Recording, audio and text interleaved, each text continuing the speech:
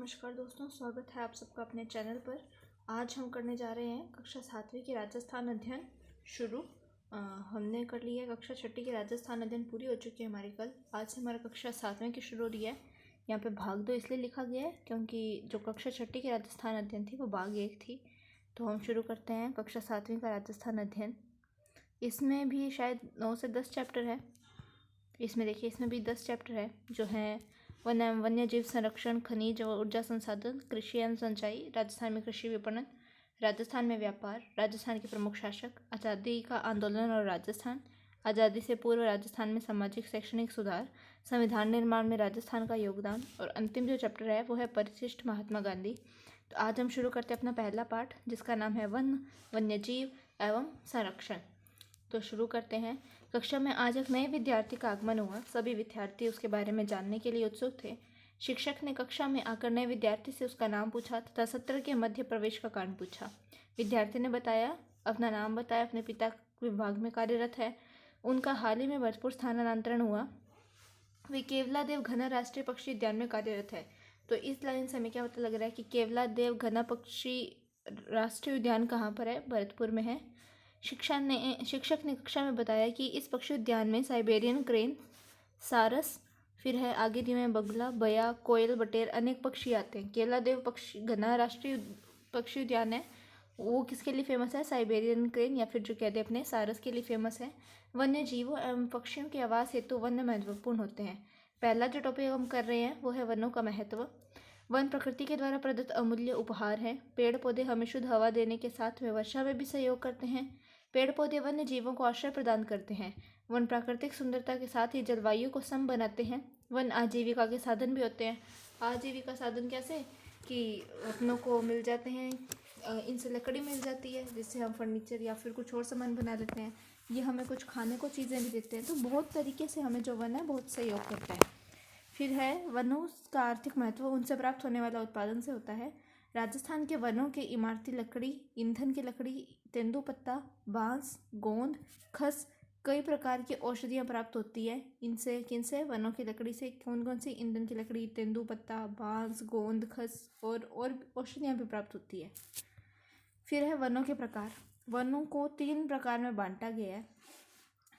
राजस्थान राज्य के कुल क्षेत्रफल का लगभग 10वां भाग वन क्षेत्र है। कि राजस्थान का जितना एरिया है कितना है?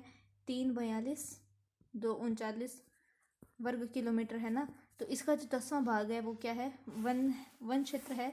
राजस्थान में सर्वाधिक वन क्षेत्र उदयपुर तथा सबसे कम वन क्षेत्र चूरू जिले में है। ये तो वन क्षेत्र के बारे में बात हो रही है। यदि प्रतिशत के आधार पर पूछा जाए कि सर्वाधिक वन कहाँ पर है तो उदयपुर में ही है। सर्वाधिक वन यदि प्रतिशत के आधार पर पूछा जाए तो उदयपुर, प्रतापगढ़, सिरोही, इन 3 में है। और अगर न्यूनतम पूछा जाए कि न्यूनतम प्रतिशत के आधार पर कहाँ पर है वन, तो कहाँ पर है? जोधपुर में है, जोधपुर में। फिर है चूरू के अंदर, उसके बाद में है जैसलमेर में और उसके बाद में है कहाँ पर? बीकानेर में। ये किसके आधार पर बताया मैंने? प्रतिशत के आधार पर। और उदयपुर, प्रतापगढ़, सिरोही ये क्रम किसका? प्रतिशत के आधार पर सर्वाधिक वन क्षेत्र वाला। और यदि सीधा पूछा जाए कि सर्वाधिक वन क्षेत्र किसका है तो उदयपुर का, और न्यूनतम वन क्षेत्र किसका है तो चूरू जिले का। अब 3 भागों में विभक्त किया गया है वनों को। वो 3 भाग कौन कौन से है ये हम जानते हैं। पहला है आरक्षित वन। यह वन सरकारी नियंत्रण में आते हैं। कौन से वन? जो आरक्षित वन है वो आते हैं सरकारी नियंत्रण में आते हैं। पर्यावरण की दृष्टि से महत्वपूर्ण होने के कारण इस क्षेत्र में पशु चराने व लकड़ी काटने पर प्रतिबंध होता है। आरक्षित वन में पूर्णतः प्रतिबंध होता है इन सब चीज़ों में। ये वन एक तिहाई से भी अधिक हैं। 1/3 1/3 यानी कि कितना होता है? लगभग 33% होता है, 33.33%। और जो आरक्षित वन है वो लगभग 38% के करीब है। ठीक है। और फिर दूसरा है सुरक्षित वन। यह वन भी सरकारी नियंत्रण में आते हैं। कुछ नियमों के साथ इस क्षेत्र में लकड़ी काटने व पशुओं को चराने की अनुमति दी जाती है। कि यहाँ पे पूर्णतः अनुमति नहीं होती लकड़ी काटने और पशुओं को चराने की। कुछ नियम होते हैं उसके आधार पर लकड़ी काटना और पशु चराने की अनुमति होती है। इस प्रकार के वन कुल वन क्षेत्र के आधे से भी अधिक, आधे से भी यानी कि 50% से अधिक में होते हैं। और जो सुरक्षित वन है वो लगभग कितने प्रतिशत के ऊपर है? वो लगभग 50% वन क्षेत्र के ऊपर है। कौन सा वन? सुरक्षित वन। जो आरक्षित वन है वो है सर्वाधिक 12 में। जो सुरक्षित वन है वो है सर्वाधिक उदयपुर में। और जो तीसरा पार्ट आ रहा है वो है अवर्गीकृत वन, ये सर्वाधिक है बीकानेर के अंदर। इस श्रेणी में वन में पशु चराने व लकड़ी काटने पर किसी भी तरह की प्रतिबंध नहीं होता, सरकारी प्रतिबंध नहीं होता, मतलब एकदम खुला वन है, अवर्गीकृत है, इसका कोई वर्गीकरण नहीं किया गया कि ना तो कोई नियम बनाया ना कुछ और।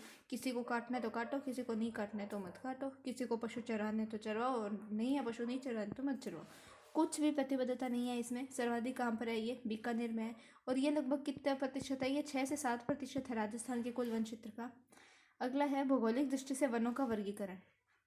पहला है अरावली पर्वतमाला राजस्थान को 2 भागों में विभक्त करती है। हमने कक्षा 6 में पढ़ा था कि राजस्थान को 2 भागों में विभक्त करती है, पूर्वी राजस्थान पश्चिमी राजस्थान। और ये पूर्वी राजस्थान में अधिक वर्षा, पश्चिमी राजस्थान में न्यूनतम वर्षा का कारण है अरावली पर्वतमाला। फिर धरातलीय स्वरूप, जलवायु, वर्षा की मात्रा एवं मिट्टियों की भिन्नता वनस्पति को प्रभावित करने वाले प्रमुख कारण हैं। वनस्पति को प्रभावित करने वाले कौन कौन से प्रमुख कारण हैं?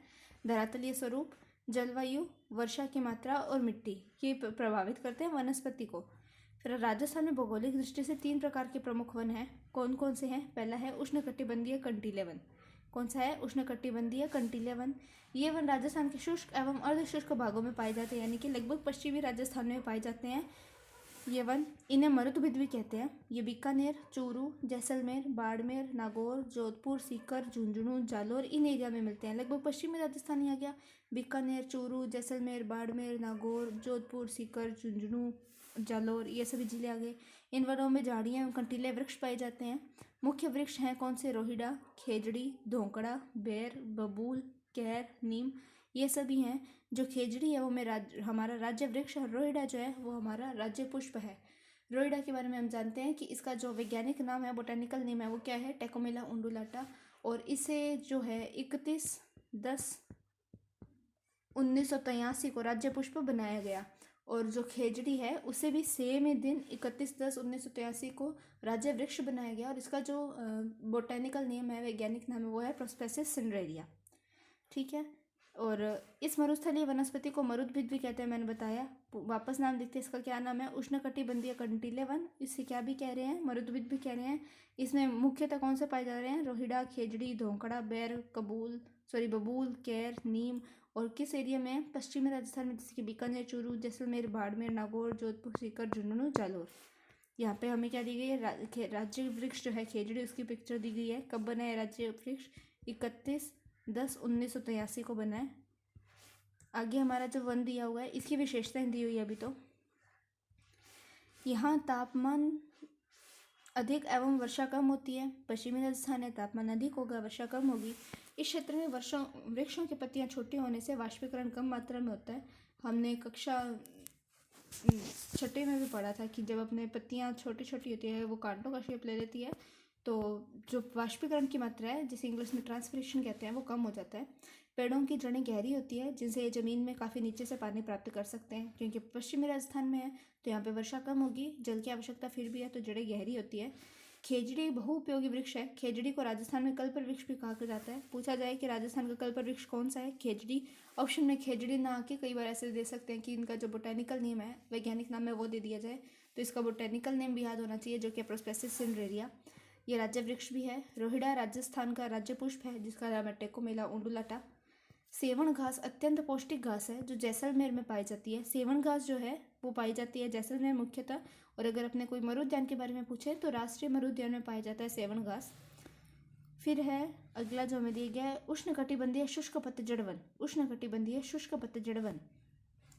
फिर है इन वनों को मानसूनी वन भी कहते हैं, उष्णकटिबंधीय शुष्क पतझड़ वन को।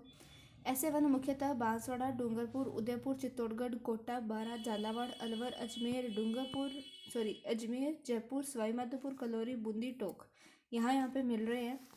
लगभग ये कौन सा हो गया? पूर्वी और दक्षिण पूर्वी, मतलब दक्षिण पूर्वी ये वाला पार्ट हो गया, अरावली के पूर्वी भाग वाला। आगे हम इसमें पढ़ते हैं। इन वनों में सागवान, बरगद, तेंदू, सालर, महुआ, गुल्लर, धोंक, ढाल, साल, सीताफल, बांस, आंवला, आम, नीम, शीशम आदि वृक्ष पाए जाते हैं। और इन वनों की अधिकांश लकड़ियाँ मजबूत होती है। लकड़ी कैसे होती है? मजबूत होती है। इन वनों के पेड़ ग्रीष्मकाल में अपनी पत्तियाँ गिरा देते हैं, इसलिए इनका नाम क्या है? उष्णकटिबंधीय पतझड़ शुष्क पतझड़ वन। अगला तो जो दिया गया है वो है अर्ध उष्णकटिबंधीय सदाबहार वन। अर्ध उष्णकटिबंधीय सदाबहार वन, इन्हें और किस नाम से जानते हैं? इन्हें जानते हैं उपोष्णकटिबंधीय सदाबहार वन से। पेपर में अर्ध उष्णकटिबंधीय ना आके उपोष्णकटिबंधीय सदाबहार वन आ जाए तो उत्तर होगा। ये वन सदैव हरे भरे दिखते हैं, इसलिए इन्हें सदाबहार वन कहते हैं। ये आबू पर्वतीय क्षेत्र में ही पाए जाते हैं। कहाँ पर पाए जाते हैं? आबू पर्वतीय क्षेत्र में। ये वन पहाड़ की ऊंचाई वाले भागों में ही पाए जाते हैं। इन वनों में मुख्यतः है आम, बांस, सागवान और ये सब वन हैं इसमें। फिर है राष्ट्रीय उद्यान। राजस्थान में क्या है? 3 ही राष्ट्रीय उद्यान है। कौन कौन से हैं? केवलादेव, रणथंभौर और तीसरा कौन सा है? मुकुंदरा। केवलादेव के बारे में हम पढ़ते हैं। केवलादेव घना पक्षी अभ्यारण्य भरतपुर जिले में स्थित है। यहाँ साइबेरियन क्रेन, बगुले, बया, कोयल, बटेर आदि पक्षी पाए जाते हैं। चैप्टर की स्टार्टिंग में हमने पढ़ा था केवलादेव घना पक्षी अभ्यारण्य कहाँ पर है? भरतपुर में। और किसके लिए प्रसिद्ध है? साइबेरियन क्रेन या फिर सारस के लिए। और जो केवलादेव राष्ट्रीय उद्यान है इसे घना पक्षी विहार भी कहते हैं। और 1982 में 1981-82 के अंदर इसे क्या कर दिया गया? रामसर साइट घोषित कर दिया गया। दूसरा हम पढ़ते हैं रणथंभौर राष्ट्रीय उद्यान। सवाईमाधोपुर जिले में है। रणथंभौर हमें पता है सवाईमाधोपुर जिले में है। यहाँ बाघ, भालू, चीतल, सांभर, नीलगाय, मगरमच्छ ये सब पाए जाते हैं। यह राष्ट्रीय उद्यान भारतीय बाघ के लिए प्रसिद्ध है। किसके लिए प्रसिद्ध है? भारतीय बाघ के लिए प्रसिद्ध है। और ये क्या है? ये भारत का सबसे छोटी बाघ परियोजना है। कौन सी? रणथंभौर राष्ट्रीय उद्यान जो है वो भारत की सबसे छोटी बाघ परियोजना है। अगला है मुकुंदरा हिल्स। यह कोटा और चित्तौड़गढ़ का कौन सा क्षेत्र है? रावतभाटा जिले में फैला हुआ है। मुकुंदरा कहाँ फैला हुआ है? कोटा और चित्तौड़गढ़ में। यहाँ बाघ, रीछ, जरख, गिद्दड़, भेड़िया, सांभर, चित्तल, नीलगाय, चिंकारा, सियार ये सब मिलते हैं यहाँ पर। कहाँ पर? मुकुंदरा हिल्स के अंदर मिलते हैं। और इसे जो है टाइगर रिजर्व घोषित कर दिया गया 2013 में। कब टाइगर रिजर्व घोषित किया गया? इसे 2013 में घोषित किया गया। और ये जो है वो NH 52 के ऊपर है। मुकुंदरा राष्ट्रीय उद्यान जो है NH 52 के ऊपर है। आगे दिया हुआ है इसमें वन्य जीव अभ्यारण्य। अभ्यारण्य जो है वो अभय प्लस अरण्य इससे मिला गया है। ठीक है, अभय यानी कि भय मुक्त, अरण्य यानी कि वन। तो अभयारण्य का मतलब हो गया भय मुक्त वन, अर्थात ऐसा वन जहाँ वन्य जीव सुरक्षित घूम सके। इस उद्देश्य के लिए सरकार द्वारा वन क्षेत्र को संरक्षित किया जाता है। राजस्थान में कई वन्य जीव अभ्यारण्य हैं, जिनमें से कुछ प्रमुख वन्य जीव अभ्यारण्य इसमें नीचे टेबल दिया हुआ इसमें है। तो जो पहला है वो है राष्ट्रीय मरु उद्यान वन्य जीव अभ्यारण्य। राष्ट्रीय मरु उद्यान वन्य जीव अभ्यारण्य जो कहाँ पर है? जैसलमेर, बाड़मेर के अंदर है। इसमें हम क्या देख रहे हैं? किसके लिए फेमस है? गोडावण के लिए, जो कि राज्य पक्षी है। फिर है भेड़िया, सियार, लोमड़ी, चिंकारा, नीलगाय। दूसरा है केलादेवी वन्य जीव अभ्यारण्य जो कि कहाँ पर है? सवाईमाधोपुर और करौली इन 2 जगहों पर है। हमने कक्षा 6 के आखिरी पाठ में पढ़ा था केलादेवी मंदिर कहाँ पर है? वो करौली में है। लेकिन केलादेवी वन्य जीव अभ्यारण्य कहाँ पर है? सवाईमाधोपुर और करौली में है। ये फेमस है बघेर, भेड़िया, चित्तल और खरगोश के लिए। और आगे हम पढ़ते हैं कुंभलगढ़ वन्य जीव अभ्यारण्य। कुंभलगढ़ वन्य जीव अभ्यारण्य है राजसमंद, पाली और उदयपुर में। राजसमंद, पाली और उदयपुर में। तो इसका अपने टिक कर लेते हैं पुर कुंभलगढ़ पुर। बाघ, भालू, चिंकारा और नीलगाय। फिर है फुलवारी किनाल वन्य जीव अभ्यारण्य, वो कहाँ पर है? उदयपुर में। हम फुलवारी किनाल भी सीधा पढ़ते हैं, वो कहाँ पर है? उदयपुर में है। किसके लिए फेमस है? बाघ, चित्तल, सियार, भेड़िया और सांभर के लिए। यहाँ पर टीक वृक्ष का जो है, किसका? टीक जो पेड़ होता है उसका पहला ह्यूमन एनाटोमी पार्क है। फिर है सरिस्का वन्य जीव अभ्यारण्य। कौन सा? सरिस्का वन्य जीव अभ्यारण्य जो कि कहाँ है? अलवर में। बाघ, जरख, सांभर और चित्तल के लिए प्रसिद्ध है। फिर है टोडगढ़ रावली वन्य जीव अभ्यारण्य। टोडगढ़ हमें पता है अजमेर में है, पर अभी जो वन्य जीव अभ्यारण्य है वो 3 जिलों में है। किसमें? राजसमंद, अजमेर और पाली के अंदर टोडगढ़ रावली वन्य जीव अभ्यारण्य है। राजसमंद, अजमेर और पाली में। किसके लिए फेमस है? तेंदुआ, भालू, बाज, सियार, नीलगाय और रींछ के लिए फेमस है। उसके बाद में आता है सीता माता वन्य जीव अभ्यारण्य। सीता माता वन्य जीव अभ्यारण्य प्रतापगढ़, चित्तौड़गढ़ और उदयपुर। कहाँ कहाँ पर है? प्रतापगढ़, चित्तौड़गढ़ और उदयपुर के अंदर है। कौन सा है? सीता माता वन्य जीव अभ्यारण्य। पूछा जाए कि 3 संभागों में फैला वन्य जीव अभ्यारण्य कौन सा है? तो सीता माता है। कि फिर है उड़न की लहरी, सांभर और लोमड़ी। उड़न की लहरी के लिए पूछा जाए कि कौन सी जगह है, तो वो है सीता माता वन्य जीव अभ्यारण्य। माउंट आबू वन्य जीव अभ्यारण्य सिरोही, हमें पता है माउंट आबू कहाँ है? सिरोही में है। रींछ, जंगली मुर्गा, चिंकारा, चीतल, सांभर के लिए प्रसिद्ध है। अगला है रामगढ़ विषधारी वन्यजीव अभ्यारण्य, जो कि बूंदी में है। और रामगढ़ विषधारी जो है इसे घोषित कर दिया गया राजस्थान की चौथी बाघ परियोजना। किसके लिए फेमस है ये विषधारी सांप, बाघ और रींछ के लिए। अगला है जमवा रामगढ़ वन्यजीव अभ्यारण्य, जयपुर के अंदर है जमवा रामगढ़ वन्यजीव अभ्यारण्य। बघेर, जरख, सियार और भेड़िया के लिए प्रसिद्ध है। आगे हम पढ़ते हैं राष्ट्रीय चंबल घड़ियाल वन्यजीव अभ्यारण्य। कौन सा? चंबल घड़ियाल वन्यजीव अभ्यारण्य। तो कौन कौन सा है? कोटा, सवाईमाधोपुर, करौली और धौलपुर, ये 4 जिलों के अंदर है। फेमस है घड़ियाल, भेड़िया, सियार और लोमड़ी के लिए। अगर ऊपर हम एक बार दोबारा देखते हैं कि अगर पूछा जाए कि राजस्थान का सबसे बड़ा वन्यजीव अभ्यारण्य कौन सा है, तो वो कौन सा है? राष्ट्रीय मरु उद्यान है। राष्ट्रीय मरु उद्यान वन्यजीव अभ्यारण्य है। क्या है? राजस्थान का सबसे बड़ा वन्यजीव अभ्यारण्य। और अगर सबसे छोटा पूछा जाए तो वो है सरिस्का। सरिस्का है सबसे छोटा, सबसे बड़ा है राष्ट्रीय मरु उद्यान। और जो शेरगढ़ है वो परवन नदी के किनारे है। आगे हम पढ़ते हैं। ये देखिए मैप के अंदर दर्शाए गए हैं। ये वीडियो ऐसा नहीं है, ये PDF ही इस तरीके के हैं कि इसमें क्लियर नहीं है थोड़ा। आगे है इसके अतिरिक्त राजस्थान में जवाहर सागर अभ्यारण्य कहाँ पर है? कोटा, बूंदी और चित्तौड़गढ़। जवाहर सागर अभ्यारण्य कोटा, बूंदी, चित्तौड़गढ़ में। बंद बरेठा वन्यजीव अभ्यारण्य है भरतपुर के अंदर। भैंसरोडगढ़ और बस्सी वन्यजीव अभ्यारण्य कहाँ हो गए? चित्तौड़गढ़ में। फिर है सवाई मानसिंह वन्यजीव अभ्यारण्य सवाई माधोपुर में। सवाई माधोपुर वन्यजीव अभ्यारण्य भी सवाई माधोपुर में। वन विहार रामसागर केसरबाग वन्यजीव अभ्यारण्य है धौलपुर में। क्वेश्चन आता है केसरबाग वन्यजीव अभ्यारण्य कहाँ है? तो उत्तर होगा धौलपुर। जयसमंद वन्यजीव अभ्यारण्य सज्जनगढ़ वन्यजीव अभ्यारण्य उदयपुर के अंदर है। जयसमंद झील भी हम पढ़ते हैं, उदयपुर के अंदर है। और सज्जनगढ़ हम एक और चीज़ पढ़ते हैं। क्या पढ़ते हैं हम सज्जनगढ़ के बारे में? कि सज्जनगढ़ है वो एक जंतुआलय है जो कि उदयपुर के अंदर है। फिर है नाहरगढ़ वन्यजीव अभ्यारण्य, ये भी जयपुर में है। शेरगढ़ वन्यजीव अभ्यारण्य बारां में है। ताल छापर वन्यजीव अभ्यारण्य जो कि है वो चूरू के अंदर है। कौन सी? ताल छापर वन्यजीव अभ्यारण्य। सॉरी यहाँ पे मैंने सज्जनगढ़ का गलत बोल दिया। सज्जनगढ़ एक जैविक उद्यान है, जंतुआलय नहीं है। सज्जनगढ़ जैविक उद्यान है जो कि उदयपुर जंतुआलय में है। फिर अगला है राजस्थान में रणथंभौर, सरिस्का, मुकुंदरा हिल्स बाघ संरक्षण परियोजनाएं हैं। चौथी कौन सी बन गई? रामगढ़ विषधारी बन गई। कौन सी? रामगढ़ विषधारी। तथा केवलादेव राष्ट्रीय उद्यान सांबर झील वेटलैंड भूमि है। सांबर झील कब बनी है वेटलैंड भूमि? रामसर साइट 1991 में। केवलादेव बनी 1982 में, जहाँ प्रवासी पक्षी आते हैं। वन्यजीव श्रेणी में चिंकारा एवं पालतू श्रेणी में ऊंट राज्य पशु है। पूछा जाए राजस्थान का राज्य पशु कौन सा है? वन्यजीव, तो चिंकारा। पूछा जाए राजस्थान का राज्य पशु कौन सा है? पालतू श्रेणी में तो ऊंट है।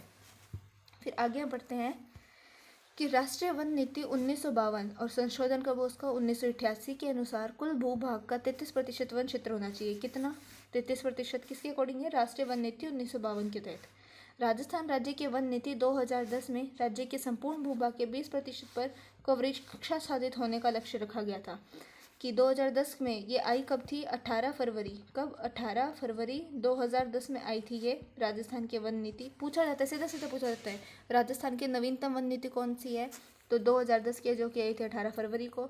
इसमें जो लक्ष्य है वो तो रखा गया 20% का, लेकिन जो है अभी राजस्थान में कितना? 19.57% ही वन है, ताकि पारिस्थितिकी एवं पर्यावरण संतुलन बना रहे के साथ साथ प्रदेशवासियों के सामाजिक आर्थिक उत्थान के लक्ष्यों की प्राप्ति भी हो सके। लेकिन राजस्थान के वन क्षेत्र का लगभग 10% ही। बात आ गई 9.57%, 10%। यहाँ पे 7वीं के हिसाब से 10% लिखा गया कि 10% ही है। वनों की अंधाधुंध कटाई एवं जागरूकता के अभाव के कारण राजस्थान में आरक्षित वन का क्षेत्रफल समय के साथ कम हुआ है। राजस्थान में वनों का विस्तार एवं संरक्षण प्रत्येक नागरिक का दायित्व है।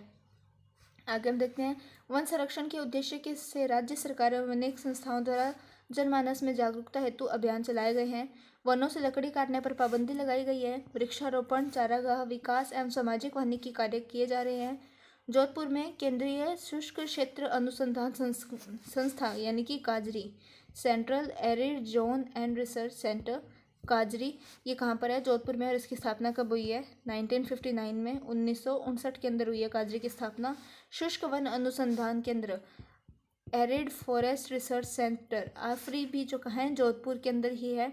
इस संस्थान का उद्देश्य शुष्क एवं अर्धशुष्क क्षेत्रों में वनों एवं वन्य जीवों के विकास हेतु अनुसंधान करना है। आफरी और काजरी का ऊपर जैसे फोटो दी गई है कि राज्य पशु कौन सा है? चिंकारा है। जो कि वन्य जीव के अंदर है। और इसे कब बनाया गया? 1981 में बनाया गया।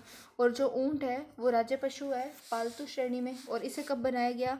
सितंबर 2014 के अंदर, सितंबर 2014 में से घोषित किया गया। और एक आपको बता दूं कि गोडावण जो है वो राज्य पक्षी है, उसे कब बनाया गया राज्य पक्षी? 1981 के अंदर बनाया गया गोडावण को राज्य पक्षी। तो यहाँ हमारा चैप्टर ख़त्म हो गया। हम जो है वो इसकी शब्दावली कर लेते हैं, यह भी जानने पड़ते हैं पहले। राजस्थान में जोधपुर जिले में खेजड़ली गांव में, हमने सुना है सभी ने खेजड़ली कांड बचपन में छोटी क्लासेस में। खेजड़ली गांव में ठेकेदारों द्वारा वृक्षों को काटा जा रहा था। इन्हें बचाने के लिए उस क्षेत्र में लोगों ने विरोध किया। अमृता देवी के नेतृत्व में 1730 में 363 स्त्री पुरुषों ने वनों को बचाने के लिए वृक्षों से लिपट गए। इन 363 में से जो 69 हैं वो तो महिलाएं थी और बाकी बचे पुरुष थे। अमृता देवी की स्मृति में यहाँ एक मृग उपवन स्थापित किया गया है कहाँ पर? खेजड़ली गांव जोधपुर में। प्रतिवर्ष भाद्रपद माह के शुक्ल पक्ष की दशमी को, कब? भाद्रपद शुक्ल दशमी को यहाँ पर क्या लगता है? विश्व का एकमात्र वृक्ष मेला लगता है। कहाँ पर लगता है? खेजड़ली में। और ये जो वन काटने का आदेश दिया था ना, वो जोधपुर का जो राजा था वो था अभय सिंह। अभय सिंह ने वन काटने का आदेश दिया था। आगे है वाष्पीकरण। क्या है? तापमान अधिक होने पर जब जल भापन कर उड़ जाता है, वाष्पीकरण, जिसे इंग्लिश में इवेपोरेशन कहते हैं।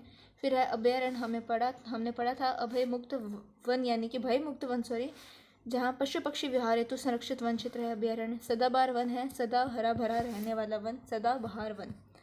प्रश्न है इसकी अभ्यास प्रश्न का, राजस्थान का राज्य पक्षी कौन सा है? राजस्थान का राज्य पक्षी है गोडावण, जिसका नाम है गजेला। 1981 के अंदर बना था ये। राजस्थान में सदाबहार वन कहाँ पाए जाते हैं? तो ये पाए जाते हैं माउंट आबू क्षेत्र सिरोही के अंदर। अब ये मैच करने हैं। तो पहला जो है वह है सीता माता वन्य जीव अभ्यारण्य। तो इसका मैंने आपको क्या बताया था? चित्तौड़गढ़, प्रतापगढ़ और उदयपुर। और ये है किसके लिए फेमस? उड़न की लहरी के लिए फेमस है। फिर है राष्ट्रीय मरु उद्यान वन्य जीव, ये किसके लिए फेमस है? कि गोडावण के लिए, सेवन घास के लिए फेमस है, जो कि जैसलमेर जोधपुर के अंदर है।